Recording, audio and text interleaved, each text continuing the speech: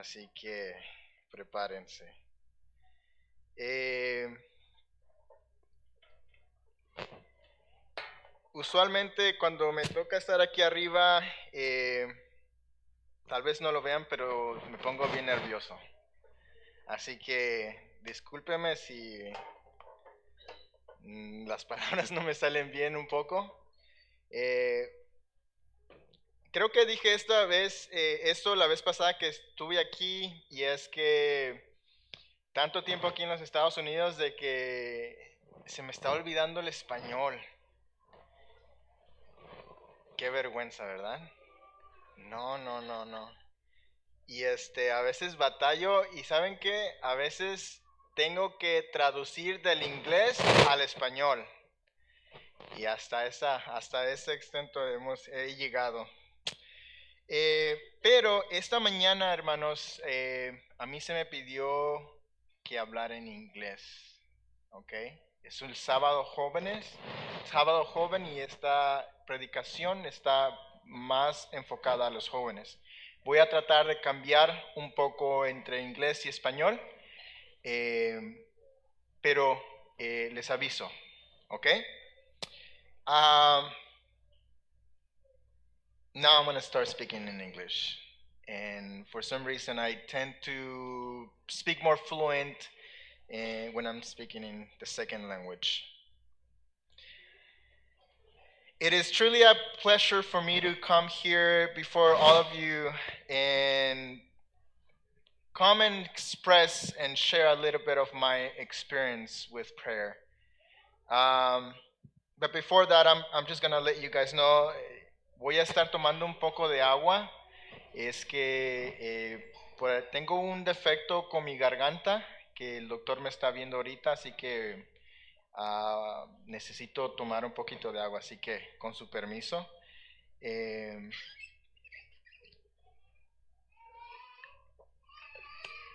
but anyways, let's start. How many of you guys have been on an airplane, on a flight? I'm sure that a lot of us, right? Um, just to let you guys know, I am not, maybe not all of you guys know, but I don't do well with heights. No, a mí me da miedo las alturas. Cuando estoy en un edificio de 4, 5, 6 pisos y yo nada más miro un poquito de lado, me voy de lado al otro extremo porque me da pánico, me da miedo. Eh, but for this past year, I got the opportunity to go and visit some friends in Arizona, and I had an awesome time there, and it was perfect. I got to meet new people. I got to see very, very beautiful scenery that Arizona offers. And I got to take a lot of pictures. But on my way back, I was in the airplane, and on the radio, I heard the pilot says, "Hello, ladies and gentlemen. We're going to be facing some turbulence along the way, so hang on." And I was like, okay, that's fine. I've been in airplane, I've taken flight several times, and it wasn't that bad. But as we started hitting, really high altitudes, I started feeling the shaking of the airplane. El avión comenzó a temblar un poco más. Y yo dije, oh, okay. Y lo más interesante es de que cuando uno está ahí, yo tenía la ventana al lado mío y podía ver la tierra, ¿no? El paisaje allá afuera. And I thought maybe it's just gonna be for like 5 seconds and that's it, because usually when I go into a plane, it's just for a little bit, and it goes away. Usually, I heard statistics say that it's much safer to actually travel on an airplane than on a car. You get much less accidents going on a flight than on a car. You're prone to have more accidents when you're driving than when you're flying. But the thing is this, as I was going there, the shaking didn't stop. El movimiento, la turbulencia del avión no paraba. Y no les voy a mentir, pero pasaron como unos 10 a 20 minutos que el avión estaba pasando por esa turbulencia. No sé si ustedes han estado en esa situación antes, pero cuando cuando todo está estable, uno se tiende a estar bien, pero cuando las cosas cambian en su vida o en tu vida, o cuando las cosas básicas en tu vida cambian, uno tiende a cuestionar muchas cosas. So I don't know, but for me, being in a high altitude and going through that emotion, I started getting scared and anxious a little bit, because a lot of things came into my mind, and then that's when you start picturing like events from movies, or things like when you see in the news when airplanes going down and they malfunction, and then you ask yourself, what if the plane goes down? What if something happens and we just crash on the ground? And then I start asking myself, or tell myself, I'm not in good terms with God. I'm not in good terms with certain people. And then all of these things started popping in my head, and I got really, really scared.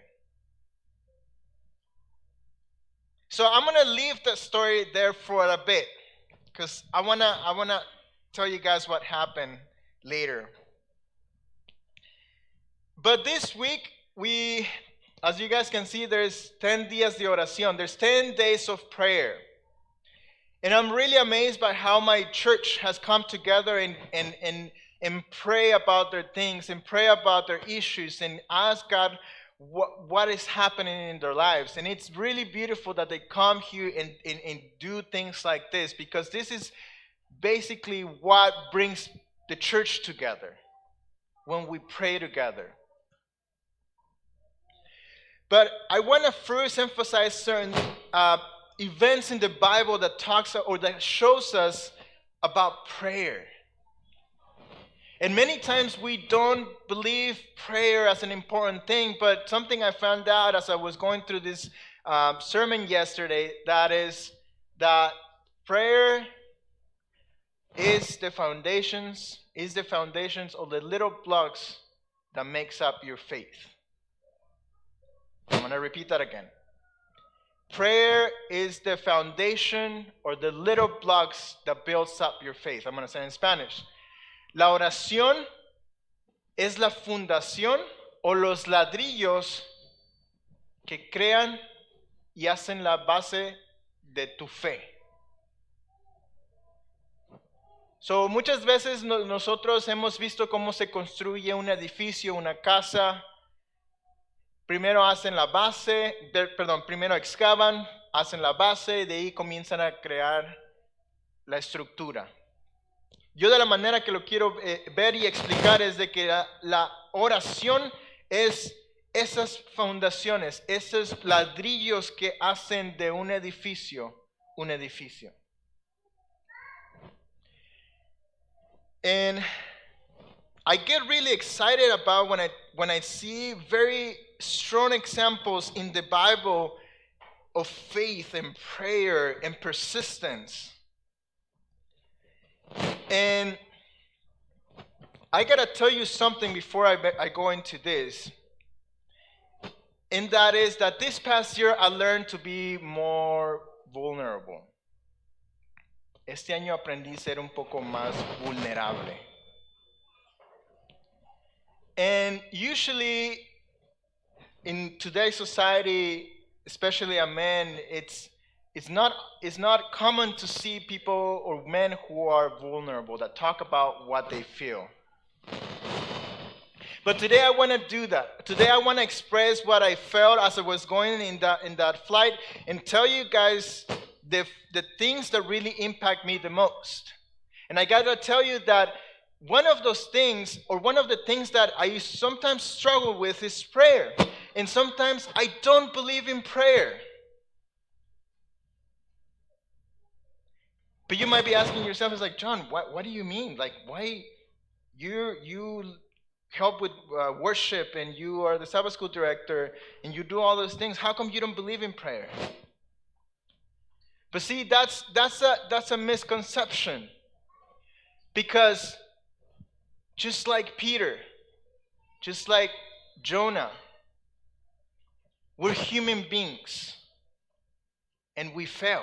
Now, I'm not saying that it is okay to fail, but because we're humans, we tend to feel like that sometimes. We tend to feel that prayer doesn't work. And because we believe it doesn't work, then we go ahead and do our own things. Just like you, I also struggle a lot. But I have confidence that God has shown himself in my life in a way that I'm able to happily express it. So I sometimes don't believe that prayer works because I'm in a state of lonely, I'm in a state of fear, I doubt. But the thing is that it is okay to feel like that. It is okay to doubt sometimes, and it is okay to be afraid. And a lot of the times we have the misconception that because we're Christians, we are supposed to be strong. We are supposed to have faith at all times, and we're supposed to be faithful all the time. And as I was going through the lesson today, and I was explaining to the students today, Daniel, I was telling them that he challenged his master about his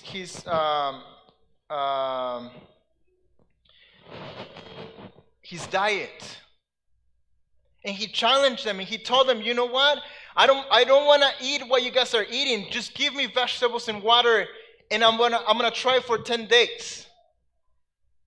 Just give me 10 days, and I'll prove you that what we're doing, what we're trying to do is much better what you guys have. But in order for Daniel to come to that point, he had to go through a training process. He had to be disciplined. He had to learn. He had to be instructed. He probably failed sometimes. He probably didn't believe that worked until he actually saw results. And he was so convinced that his diet was much better than the Babylons that he challenged the world. He challenged his master. He had confidence. One of the most amazing characters that I admire the most is Abraham. Abraham had such an amazing faith that I sometimes feel so humbled by him. In Genesis 18, we find find Abraham talking to these men that were going to punish Sodom and Gomorrah. And he tells them, are you going to kill the righteous and the wicked? And they said, if we find righteous people, we're not going to kill the city. We're not going to destroy the city. But what if you find 50 people, 50 righteous people, are you going to destroy the city? It's like, if we find 50 righteous people, we won't destroy the city. And so he went on until he was convinced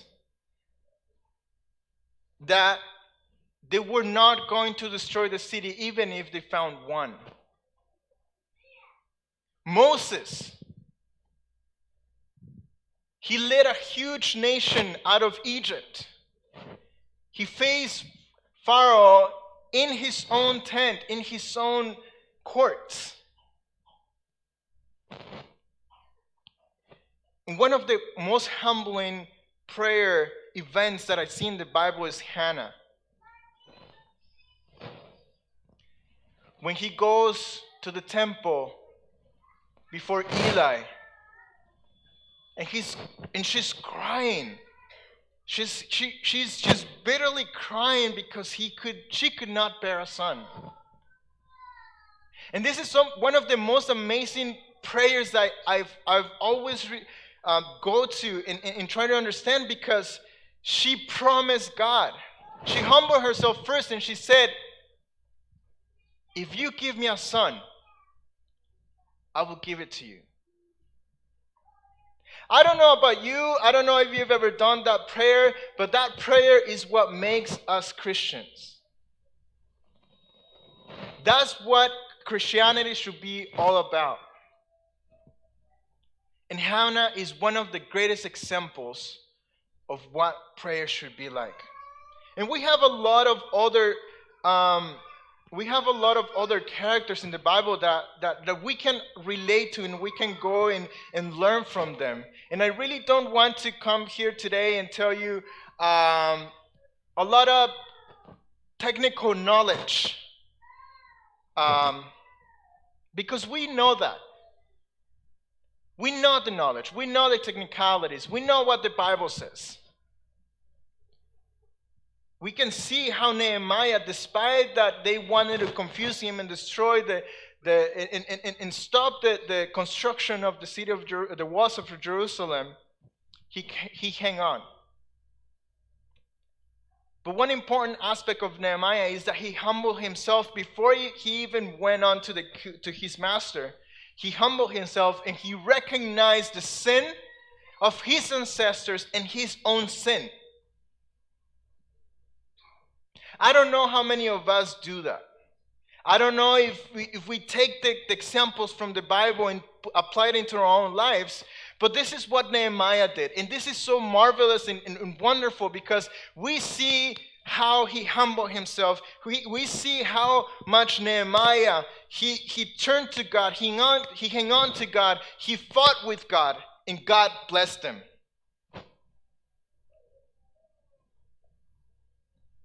And then he asked God to give him what he wanted.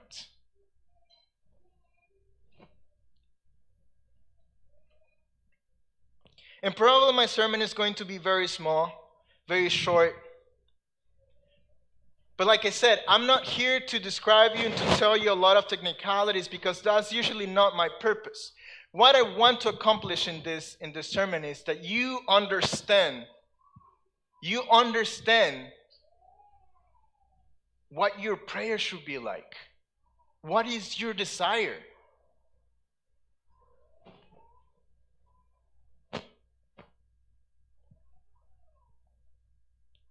Job was another amazing character that I always admire, because despite his circumstances, despite the killing of his family, despite that he lost everything,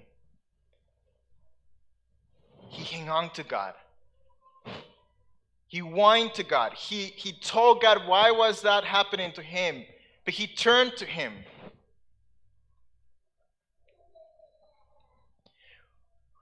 Now I'm going to become a little bit more vulnerable. Sorry. Ahora voy a ¿cómo se podría decir? Ser un poco más vulnerable y hablar de sentimientos.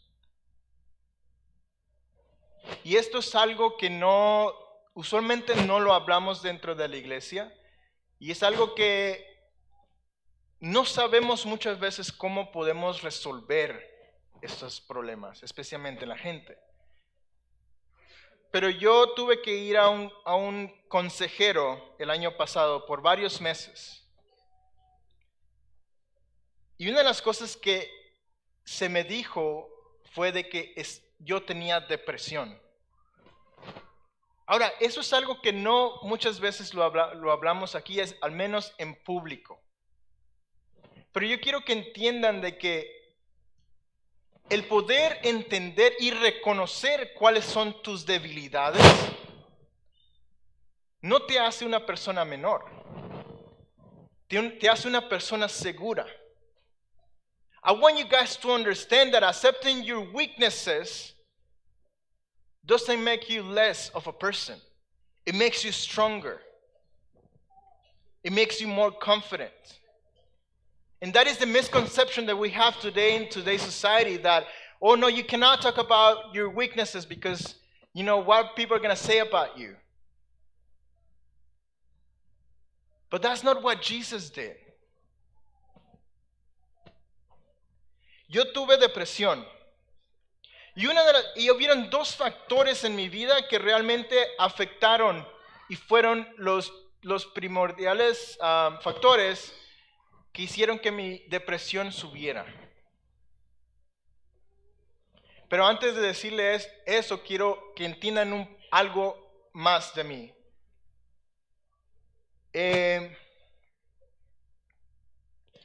Yo batallé, una de las cosas que he batallado bastante en mi vida es agarrar un trabajo. Comenzando desde el año pasado, comencé sin tener trabajo por 5 meses. Pero eso no cuenta el año anterior, donde tampoco tuve trabajo. Desde el momento que yo me gradué en diciembre de 2017 hasta mayo del 2019, no tuve un trabajo permanente. ¿Ok? Cuando una persona no tiene trabajo, hay mucha inestabilidad, no solamente monetaria, sino psicológica y mental. Y yo sé que muchos de nosotros, o muchos de ustedes pueden entender eso. Yo estudié con amigos, tomábamos clase juntos. Y después de un año y medio, esos amigos estaban tomando posiciones altas en las compañías. Y hasta el punto que escuché que una de mis amigas estaba ganando más de $100,000 al año. Y habiéndonos graduado semestres separados, ¿no? La misma carrera. Pero yo estaba trabajando con mi papá en construcción y veía lo que estaba pasando en la vida de mis amigos. Y yo ganando muy poco. Mentalmente yo me estaba cayendo abajo. Porque había puesto tanto esfuerzo para poder agarrar una carrera que al final no estaba ganando lo que debería ganar. Ahora, no me malentiendan de que, estoy, y ¿cómo puedo decir? Afanándome con el trabajo o con las posiciones, no. Porque Dios te ayuda a llegar a mejores lugares. Son las bendiciones de Dios. Si tú quieres más, Dios te va a bendecir con más. Si tú quieres menos, Dios te va a bendecir con menos. Pero mi objetivo era de que no, yo tengo que hacer algo mejor y yo tengo que luchar por eso. Entonces mi estado emocional comenzó a bajar porque yo veía cómo ellos seguían subiendo y yo seguía aquí atascado en este nivel y no podía salir. Aplicaba y nadie me llamaba.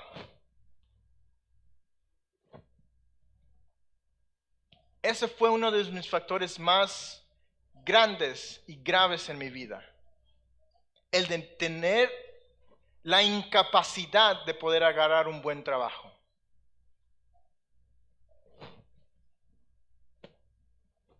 El segundo factor que realmente afectó mucho en mi vida fue el quebrantamiento con mi exnovia.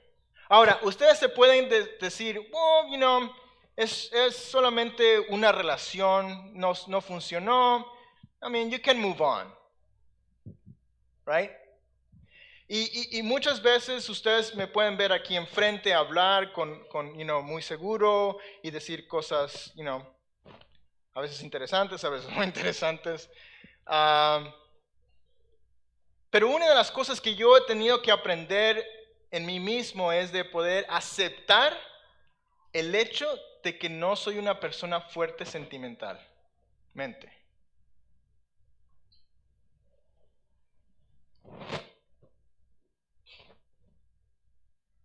y de que muchas de las principios o ideas de cómo era tener una relación eran completamente erróneas. I believe that what I thought was right, and I found out that it was wrong. So your core beliefs of something, suddenly I found that they were not true.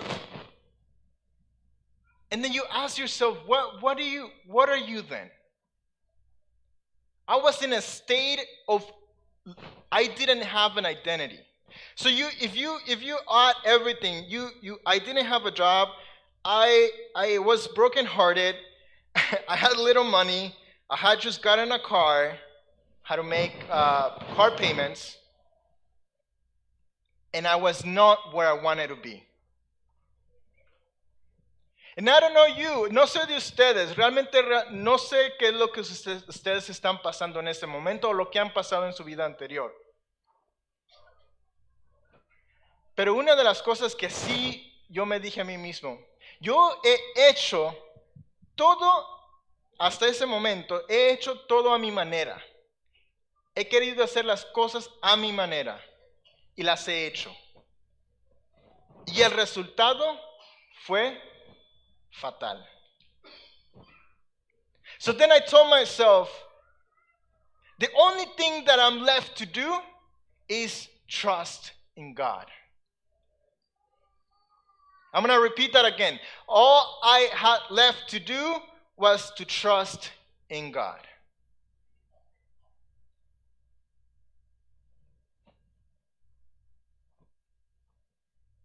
It was one of those nights. And I don't think my sister knows, but I know my dad knows, because he told me, was that when everybody was sleeping, I would go to the bathroom and I would pray. Now, this is very intimate for me, because every time I would exclude myself from everyone. This was my one-to-one with God.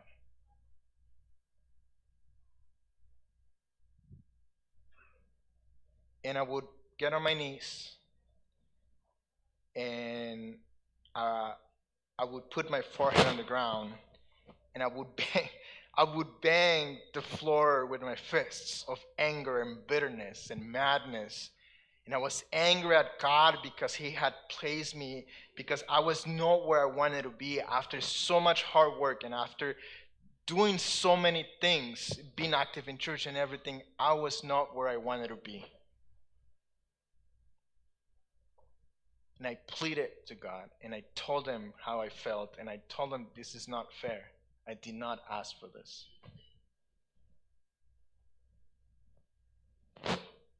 And I'm not afraid to say this. I'm not afraid of opening up part of my life to you guys. Y no me da miedo decirles y compartirles un poco de mi historia personal. Porque no se trata acerca de mí. Realmente esto no es acerca de mí. Como les dije al principio, yo quiero que ustedes entiendan de que la oración es algo fundamental en la vida de un cristiano. De lo que haya pasado yo, no va a cambiar las cosas.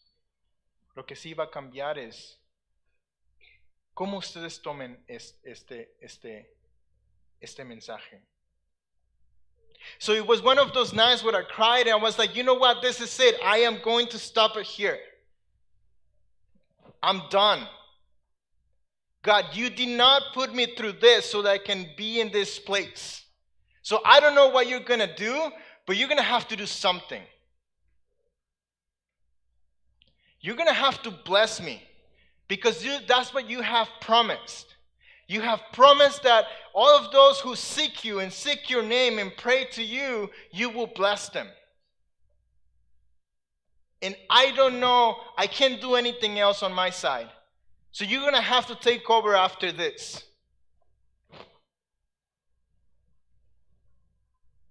And I'm not going to lie to you, but maybe it was 2 months after.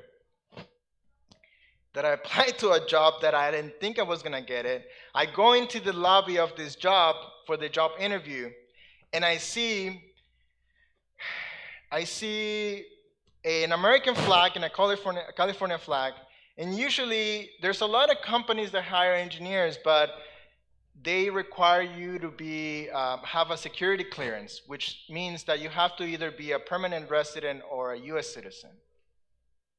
And I kept getting calls from top companies such as Boeing and all these aerospace companies that wanted to see if I could apply, but I could not apply because I did not have the security clearance. So I had to turn them down every single time. Sometimes I would get up to 5 calls a day from these recruiters wanting me to apply. And so I get to the lobby of this company, and I'm like, okay, this is it. I'm not gonna make it, because they're probably gonna require security clearance. And when I went into the interview, I was like, I'm just gonna do the interview, whatever. I'm not really gonna try. I'm just gonna, I'm not gonna really try. I'm just gonna go because I already compromised. I already had it. They actually called me for an interview, so I was like, okay, I'm just gonna do the interview. So I did an interview. I told them my situation. I actually didn't want to tell them my situation. Somehow the conversation came along, and I had to tell them, you know what? I don't have the immigration status that you might be requiring. And they said, it's okay. I don't think it's a problem. And I was like, wait, hold on a second. What does this mean? They're telling me that I could be a possible candidate for this position? And I was like, okay, interesting. Well, the second thing that I do require for this is the Sabbath. Right? If it's God's will, then he'll give me the job. If it's not his will, then that's fine, I'll just move on. And then the conversation went along, and then the Sabbath came up as a topic, and I told them, hey, do you guys work on Saturdays? And they look at each other, and they're like, no, we don't usually work on Saturdays unless we really need to, but we don't work on Saturdays. And I told them, you know what? I'm a believer. I'm a Seventh-day Adventist, and I can't really work on Saturdays because I saved the Sabbath. It's holy. I can work all the other days, even Sunday, but not the Saturdays. And they were like, no, I don't think that's an issue. And I was like, wait, hold on a second. How is this happening? I cannot believe it. I cannot believe it. I had researched the company, and the company owns so many other companies. And I was like, okay, what is happening right now? And I remember it was on a Friday morning. I finished the interview. They thanked me, and what the quality manager told me is like, you did a good job, and we'll let you know. That was on a Friday. Monday afternoon, I get a call from the HR telling me that they were offering me a job. Now, why do I tell you this? Why do I open up myself to you today? ¿Por qué les comparto esto acerca de mi experiencia con mi trabajo? No es la situación en la que tú estés pasando, son las circunstancias, sino se trata acerca de cómo tú te comunicas con Dios. ¿Cuánto tú pones a Dios en tu vida? ¿Acaso las tribulaciones, acaso las debilidades, las caídas, los defectos son excusa para poner a Dios afuera?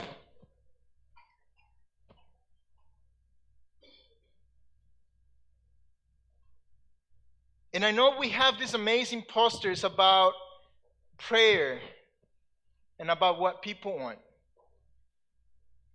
But I want you to know that today God is trying to bless you. God wants you to be blessed. God wants to give you everything that He has promised to you.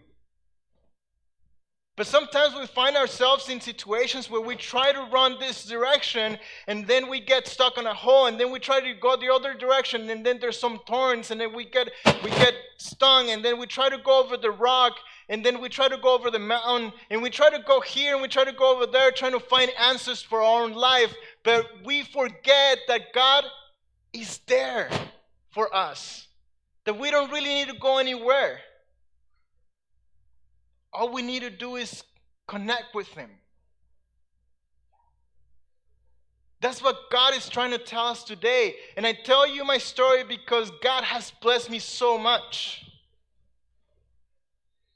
God has blessed me so much. And I can't be excited about that, because God has blessings for you. Dios tiene bendiciones para ti. Y a veces tenemos que Dios usa formas para quebrantar nuestro orgullo y nuestro ego. Y a veces pensamos que son cosas que no nos merecemos, pero Dios usa esas situaciones para poder nosotros recapacitar de que tenemos un Dios que nos quiere bendecir. No sé lo que están pasando, no sé lo que hayan pasado. Pero yo sí lo que les quiero dejar saber es de que Dios está ahí. That you have to trust and hang on with so much faith and strength, even when it hurts. Even when nothing makes any sense. You need to hang on. Because this is what God is telling us to do. Dios nos está diciendo que va a haber turbulencias en nuestras vidas. And He's telling us, hang on, agárrate.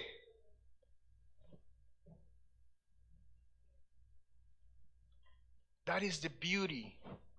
That is the amazing message. Eso es la belleza del Evangelio. De poder entender de que tenemos un Dios que puede contestar nuestras oraciones. Aun cuando nosotros no creamos que la oración funciona. Porque hubo una situación donde Dios me tuvo que poner en esa situación para poder realmente entender de que lo único que tenemos que hacer, lo único que tenía que hacer es confiar en Dios. Y yo te animo este día, hermano y hermana, de que sea lo que sea, confía en Dios. Confía en Él. Es duro a veces, es doloroso, hay dudas. Pero Dios quiere fortalecer nuestra fe y quiere bendecirnos de una manera increíble. Y lo único que quiero que entiendas es de que la oración son como los ladrillos de un edificio. Mientras más oras, mientras más estás en comunión con Dios, más Dios te va a ayudar. Let that be my prayer today, that you find that connection with God, that whatever troubles and tribulations that you might be facing right now, you can put it in God's hands. Just as I was able to understand after so much pain and suffering and crying, that we just need to bring it up to Him and learn that God is good. Thank you.